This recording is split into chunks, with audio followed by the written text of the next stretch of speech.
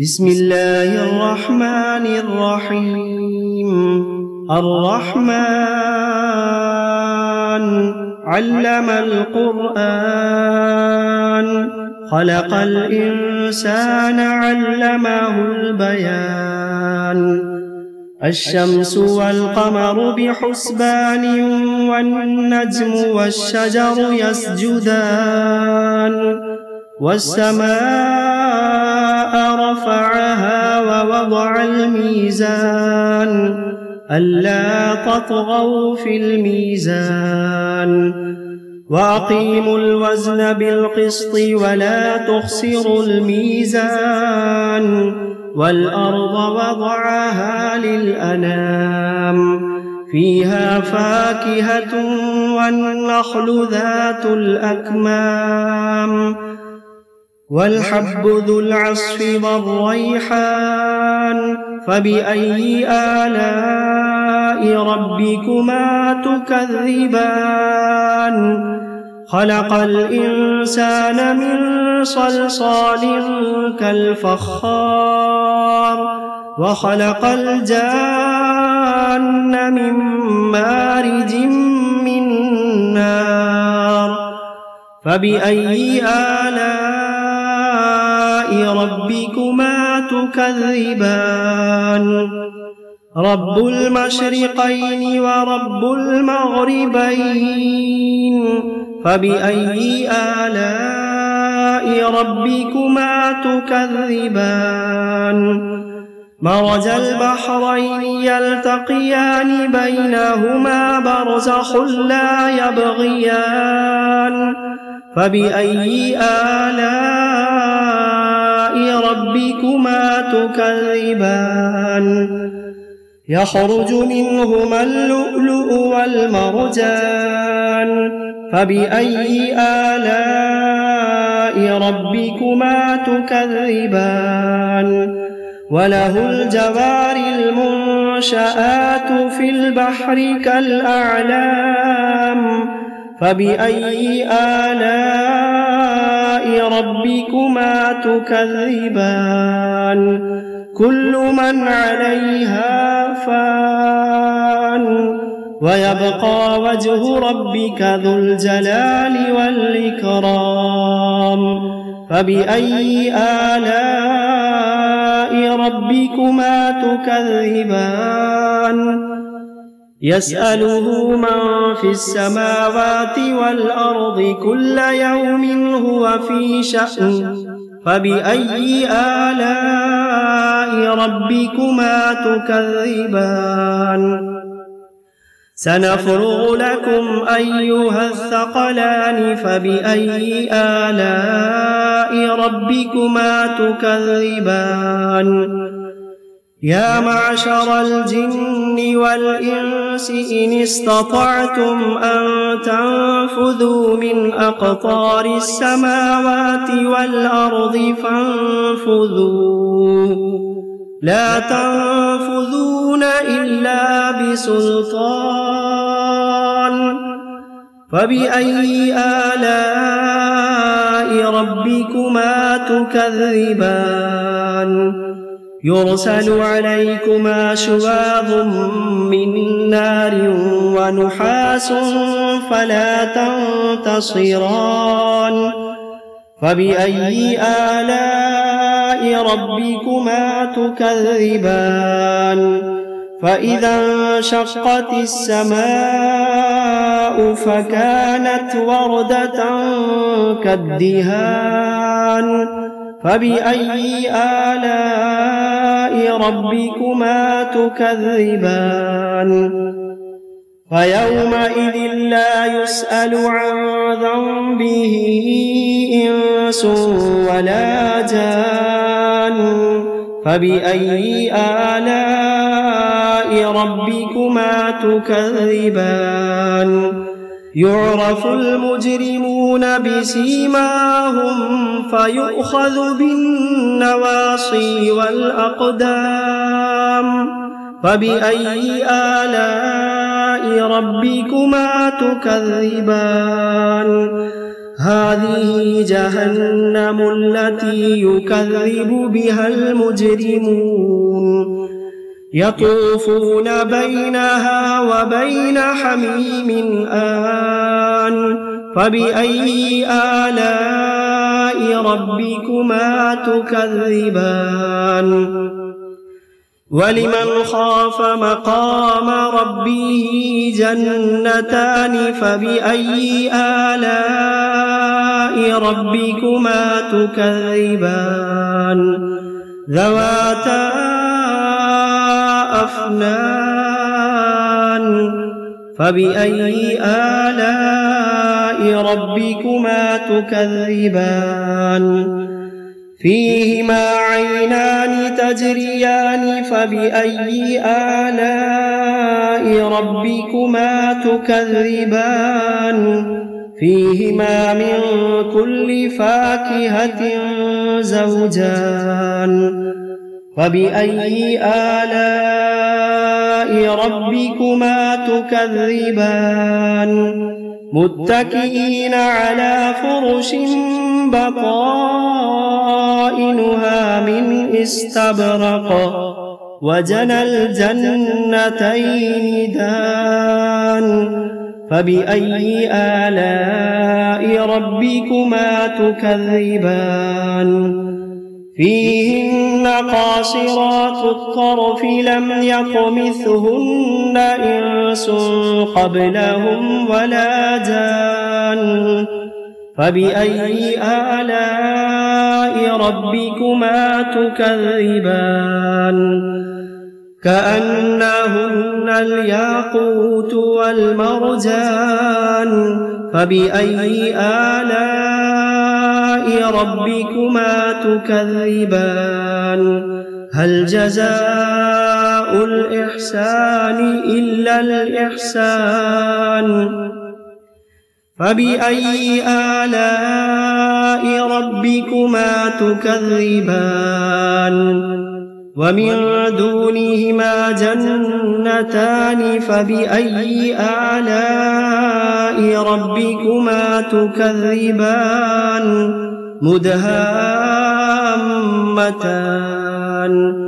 فبأي آلاء ربكما تكذبان فيهما عينان نضاختان فبأي آلاء ربكما تكذبان فيهما فاكهة ونخل ورمان فبأي آلاء ربكما تكذبان فيهن خيرات حسان فبأي آلاء ربكما تكذبان حور مقصورات في الخيام فبأي آلاء ربكما تكذبان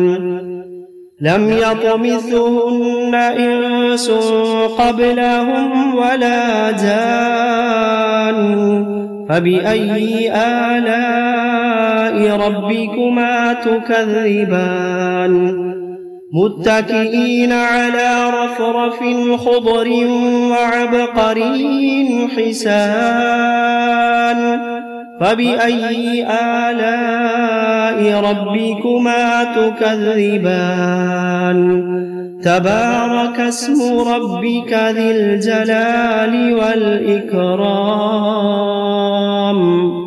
بسم الله الرحمن الرحيم تبارك الذي بيده الملك وهو على كل شيء قدير الذي خلق الموت والحياة ليبلوكم أيكم أحسن عملا وهو العزيز الغفور الذي خلق 7 سماوات طباقا ما ترى في خلق الرحمن من تفاوت فارجع البصر هل ترى من فطور ثم ارجع البصر كرتين ينقلب إليك البصر خاسئا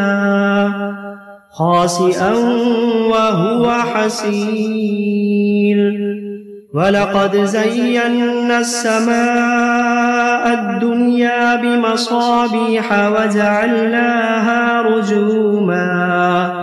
وجعلناها رجوما للشياطين وأعتدنا لهم عذاب السعير وللذين كفروا بربهم عذاب جهنم وبئس المصير إذا ألقوا فيها سمعوا لها شهيقا وهي تفور تكاد تميز من الغيظ كلما ألقي فيها فوج سألهم خزنتها ألم يأتكم نذير قالوا بلى قد جاءنا نذير فكذبنا وقلنا ما نزل الله من شيء إن أنتم إلا في ضلال كبير وقالوا لو كنا نسمع أو نعقل ما كنا في أصحاب السعير فاعترفوا بذنبهم فسحقا لأصحاب السعير إن الذين يخشون ربهم بالغيب لهم مغفرة وأجر كبير وأسروا قولكم أو اجهروا به إنه عليم بذات الصدور ألا يعلم من خلق وهو اللطيف الخبير ألا يعلم من خلق وهو اللطيف الخبير هو الذي جعل لكم الأرض ذلولا فامشوا في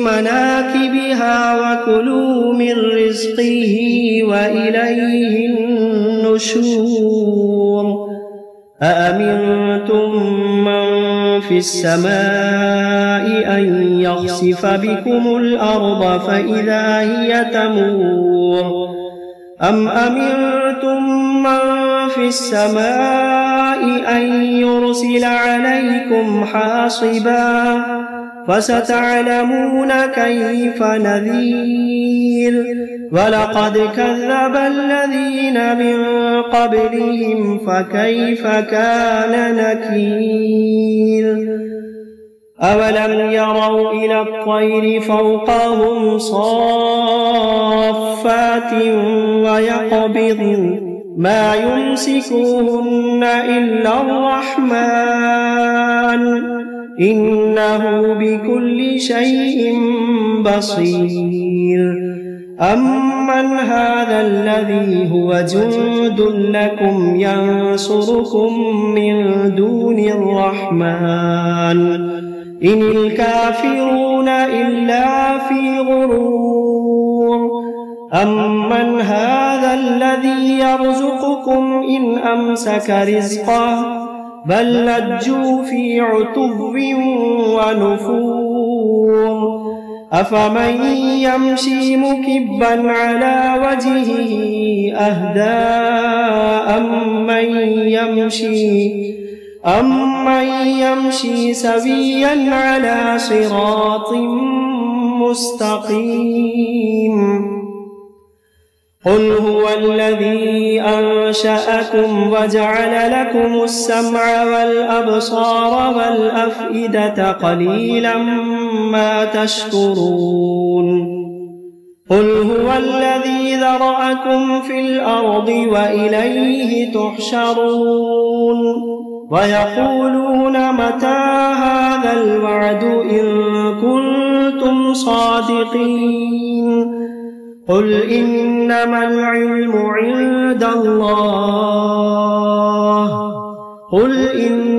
العلم عند الله وإنما أنا نذير مبين فلما رأوه زلفة سيئت وجوه الذين كفروا وقيل هذا الذي كنتم به تدعون قل أرأيتم إن أهلكني الله ومن معي أو رحمنا فمن يجير الكافرين من عذاب أليم قل هو الرحمن آمنا به وعليه توكلنا فستعلمون من هو في ضلال مبين قل أرأيتم إن أصبح ماؤكم غورا فمن يأتيكم بماء معين بسم الله الرحمن الرحيم قل أوحي إلي أنه استمع نفر من الجن فقالوا إنا سمعنا قرآنا عجبا يهدي إلى الرشد فآمنا به ولن نشرك بربنا أحدا وأنه تعالى جد ربنا ما اتخذ صاحبة ولا ولدا وأنه كان يقول سفيهنا على الله شططا وأنا ظننا أن لن تقول الإنس والجن على الله كذبا وأنه كان رجال من الإنس يعوذون برجال من الجن فزادوهم رهقا وأنهم ظنوا كما ظننتم أن لن يبعث الله أحدا وأنا لمسنا السماء فوجدناها ملئت حرسا شديدا وشهبا وأنا كنا نقعد منها مقاعد للسمع فمن يستمع الآن يجد له شهابا رصدا وأنا لا ندري أشر أريد بمن في الأرض أم أراد بهم ربهم رشدا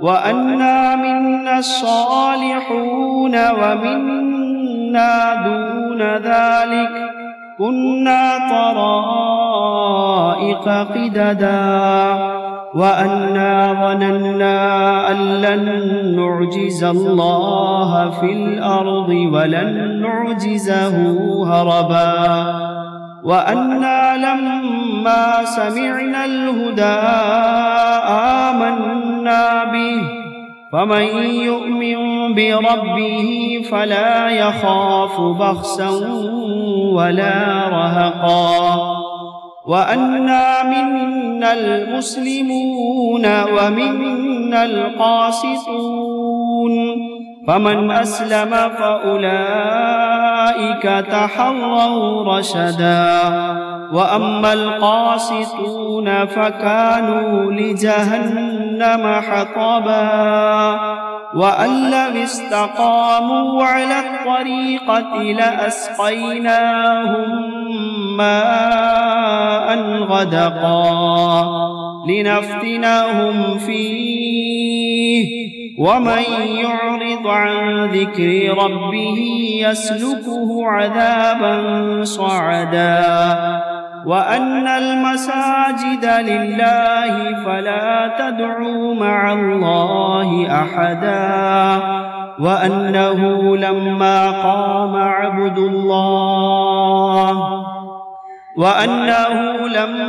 قام عبد الله يدعوه كادوا يكونون عليه لبدا. قل إنما أدعو ربي ولا أشرك به أحدا. قل إني لا أملك لكم ضرا ولا رشدا.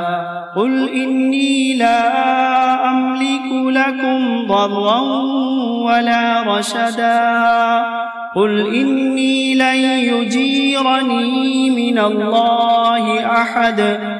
قل إني لن يجيرني من الله أحد ولن أجد من دونه ملتحدا إلا بلاغا من الله ورسالاته ومن يعص الله ورسوله فإن له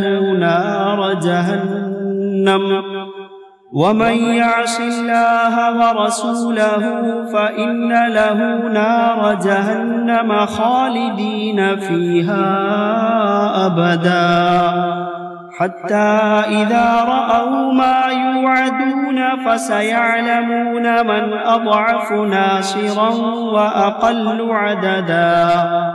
قل إن أدري أقريب ما توعدون أم يجعل له ربي أمدا.